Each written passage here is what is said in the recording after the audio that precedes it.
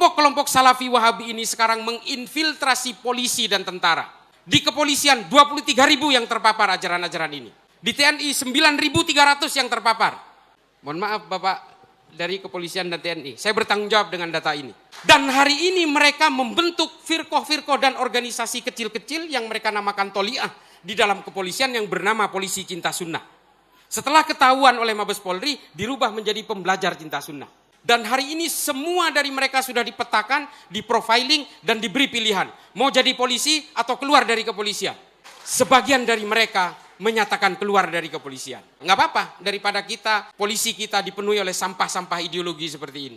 Polri mengeluarkan Perpol nomor 7 yang melarang ajaran-ajaran berbasis eksklusif dan berbasis radikal ini. Tinggal diikuti oleh lembaga-lembaga lain. Polri menjadi motor dan alhamdulillah saya menjadi tim perumus dari aturan itu. Assalamualaikum warahmatullahi wabarakatuh. Salam NKRI harga mati. Salam Pancasila jaya. Salam sejahtera untuk kita semuanya. Saudara, akhir-akhir ini yang namanya Rizik Syihab aktif sekali keliling dari satu tempat ke tempat yang lain. Tujuannya bukan ceramah agama, tapi menghasut, memprovokasi, dan memfitnah. Rizik Syihab ini bukan ceramah agama, lebih kepada menghasut masyarakat supaya membenci pemerintah, lebih kepada provokasi supaya menyerang pemerintah. Itulah tanda-tanda bahwa Rizik Syihab adalah tidak mempunyai jiwa nasionalis, dan Rizik Syihab lebih pantas dipanggil sebagai pimpinan PKI. Sekali lagi, Rizik Syihab itu pimpinan PKI. Sampai-sampai banyak anggota-anggota TNI dan Polri yang sudah kena doktrinnya, yaitu doktrin negara khilafah. Hati-hati. Jadi kita dan negara harusnya bersinergi antara rakyat dan negara, sama-sama mengawasi gerak-gerik, terutama si pimpinan PKI Rizik Syihab atau Imam Unyil. Jangan sampai mempengaruhi semua lapisan masyarakat. Untuk itu, yuk kita saksikan bersama apa yang disampaikan oleh Cak Islah Barawi ya tentang bahayanya antek-antek khilafah. Berkali-kali. Sudan pada tahun 1983 menggunakan undang-undang syariah, menggunakan hukum hudud di dalam undang-undang kenegaraannya pada zaman Presiden Ja'far al-Numairi. Apa yang terjadi? Setelah itu Sudan terlibat dalam kudeta demi kudeta dan terlibat dalam perang sipil terpanjang di dunia selama 24 tahun. Dan yang paling tragis adalah Sudan menjadi pengekspor pengemis bertangan buntung terbesar di dunia. Karena apa? Sayyidina Umar pernah berkata, percuma kalau kemudian undang-undang yang keras itu diberlakukan kepada orang yang masih kelaparan. Lalu kemudian Sayyidina Umar mengampuni pencuri onta yang kelaparan. Orang-orang yang masih banyak yang kelaparan lalu diberikan hukum yang keras. Pada akhirnya semua rakyatnya terpotong tangannya. Bapak Ibu sekalian yang pernah ke Mekah atau ke Madinah, orang-orang yang menjadi pengemis di sekitar Misfalah dan Jihad itu rata-rata orang Sudan yang tangannya buntung. Mereka pernah mencuri lalu dipotong tangannya, lalu mereka menjadi pengemis seumur hidup. Karena apa? Karena mereka terpaksa mencuri meskipun undang-undangnya sangat ketat. Karena kelaparan, keluarganya kelaparan. Lalu kemudian orang Sudan menjadi buntung, hampir semua orang-orang di Sudan buntung tangannya. Yang tidak terima kemudian siapa? Orang-orang Kristen yang berada di Sudan Selatan, lalu mereka memberontak dan hari ini Sudan terpecah menjadi dua bagian. Sudan Utara yang beragama Islam, Sudan Selatan yang beragama Kristen. Ini kalau kita berbicara tentang perbedaan keimanan dalam suatu negara yang kemudian dipaksakan menjadi homogen dalam undang-undangnya. Bayangkan kalau Indonesia ini dipaksa menjadi negara agama dan menggunakan undang-undang Wahabi misalnya. Orang-orang Nahdien tentu saja tidak akan terima dan akan melakukan pemberontakan-pemberontakan. konflik akan terjadi. Seperti yang hari ini terjadi di Suriah, di Libya, di Republik Afrika Tengah. Semua terjadi. Dan kemudian konflik-konflik antar masyarakat itu terjadi sehingga negara itu tidak sanggup bergerak sesuai dengan peradaban manusia. Gerakan-gerakan khilafah, Hizbut Tahrir internasional hari ini betul-betul berada pada tataran normatif, berada pada tataran-tataran di bawah permukaan. Mereka menjelma menjadi partai-partai politik, menjadi gerakan-gerakan di dalam lembaga dan kementerian. Ini harus diakui. Saya punya datanya. Kelompok-kelompok Salafi Wahabi ini sekarang menginfiltrasi polisi dan tentara. Di kepolisian 23.000 yang terpapar ajaran-ajaran ini. Di TNI 9.300 yang terpapar. Mohon maaf Bapak dari kepolisian dan TNI, saya bertanggung jawab dengan data ini.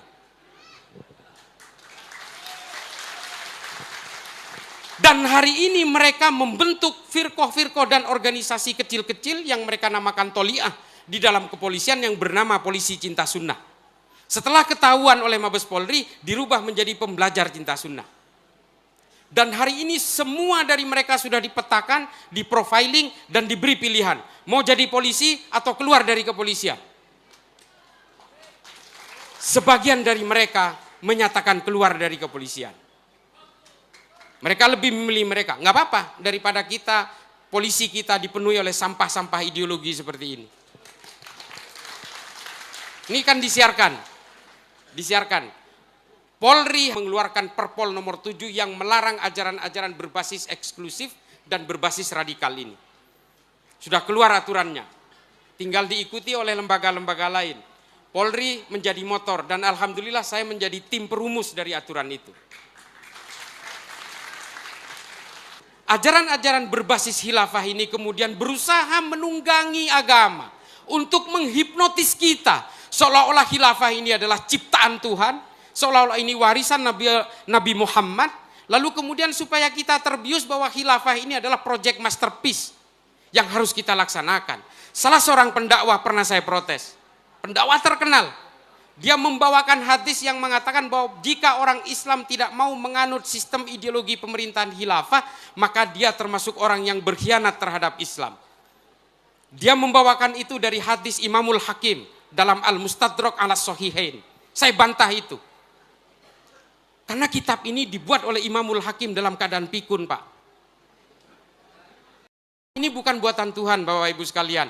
Khilafah ini sudah dilakukan oleh bangsa Romawi 1300 tahun sebelum umat Islam menggunakan sistem ini. Namanya Respublika Romana.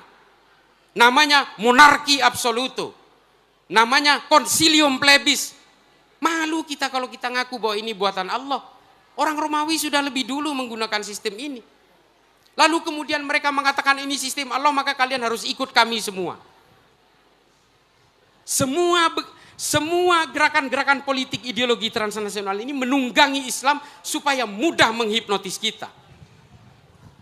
Kita cukup bertakdim kepada para ulama. Panjang sekali kalau berbicara tentang ideologi transnasional karena saya memang banyak sekali menggunakan metode pendekatan sejarah, Pak, Bapak Ibu sekalian. Karena kebetulan studi saya tentang sejarah dan filsafat Islam di Amerika, jadi saya betul-betul menggunakan metode pendekatan sejarah. Kalau pakai dalil, Pak, debatnya nggak selesai. Tapi kalau sejarah, insya Allah ikhtilafnya sedikit, khilafiyahnya sedikit. Jadi makanya saya sering menggunakan metode pendekatan sejarah. Jadi jangan kaget kalau saya berani mengatakan bahwa khilafah itu bukan buatan Allah. Itu buatan bangsa Romawi ketika menguasai kekaisaran Bizantium. Yang mau membantah ini saya tantang. Ayo, tapi belajar dulu. Jangan cuma urat leher aja. Lalu Rasyidin dengan sistem syuro. Karena konflik antara Sayyidina Umar dengan Sa'ad bin Ubadah yang luar biasa. Kaum Muhajirin dan kaum Ansor sudah berhadapan menghunus pedang, lalu kemudian diambil jalan tengah, wasatiyah, middle path, bahasa Inggrisnya. Jangan bahasa Inggris lah, nanti nggak ngerti. Nah, lalu kemudian diambil jalan tengah, ditunjuklah Sayyidina Abu Bakar. Disinilah paling awal digunakan sistem syuro, kesepakatan bersama. Tapi nanti pada zaman Bani Umayyah dirubah lagi menjadi sistemnya al-mamlakah, kerajaan. Dinasti dari Muawiyah bin Abi Sofyan turun ke Yazid bin Muawiyah, Yazid bin Muawiyah turun kepada Walid bin Yazid. Jadi turun-temurun dari bapak ke anak lalu ke cucu. Berubah lagi sistemnya. Pada zaman Bani Abbasiyah dirubah lagi. Dirubah menjadi ahlul halli wal aqdi. Nah, pertanyaannya, mungkin nggak kalau sistem dari Tuhan kemudian diubah-ubah sesuai kebutuhan? Nggak bisa, ini nggak logis Pak, nggak rasional. Nah, makanya saya membantah habis-habisan termasuk Ibnu Taimiyah. Ibnu Taimiyah ini memang tidak semuanya jelek. Mungkin yang saya anggap sangat antagonis mungkin al-wala wal bara. Tapi kritik Ibnu Taimiyah terhadap sistem ahlul halli wal aqdi ini patut kita hargai, karena menurut Ibnu Taimiyah ahlul halli wal aqdi ini adalah ciptaan bangsa Romawi. Saya sepakat dengan itu. Nah, inilah kemudian yang berusaha menyasar kita hari ini, berusaha menggempur orang-orang Nahdliyin, karena kalau Nahdlatul Ulama ini tumbang, Indonesia tumbang Pak, udah percaya saya. Dan hari ini paling terakhir saya dilibatkan oleh pemerintahan Somalia untuk merumuskan bagaimana konflik di sana itu supaya cepat selesai. Persoalannya Somalia ini sistemnya sama Pak, agamanya sama, tafsirnya sama, madhabnya sama, manhajnya sama, ijtihadnya sama. Semua ulamanya lulusan Mekah dan Madinah. Mereka sepakat mengharamkan musik, mereka sepakat mengharamkan maulidan, mereka sepakat mengharamkan tahlilan, mereka sepakat mengharamkan haul, mereka sepakat mengharamkan ucapan Natal dan sebagainya. Mereka semua satu negara sepakat, tapi sampai hari ini mereka berperang Pak. Semua satu negara itu pahamnya Salafi Wahabi. Apa yang membedakan mereka? Yang membedakan mereka adalah al-wala wal bara. Meskipun satu tafsir, meskipun satu iman, meskipun satu madhab, tapi ketika orientasi politiknya berbeda, maka mereka wajib bermusuhan. Setengah dari Somalia dikuasai oleh the Government of Republic of Somalia, setengahnya lagi dikuasai oleh Al-Shabaab. Perangnya belum selesai sampai hari ini.